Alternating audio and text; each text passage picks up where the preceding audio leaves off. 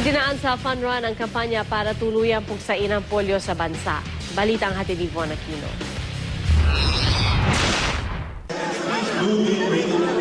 Ang mga payong na ito na may mensaheng End Polio Now ang binitbit ng mga kalahok ng fun run na ito sa Makati City upang ipaabot ang kanilang advokasya laban sa polio. 4, 3, 2,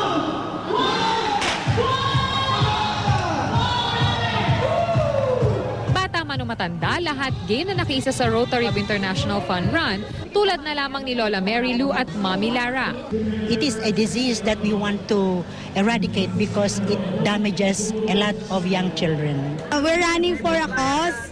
Let's end polio, sabi nga ng Rotary, di ba? So, nandito kami ng anak ko kasi we want to help those polio victims. Game din na tumakbo sa 3-kilometer run si Health Secretary Enrique Ona.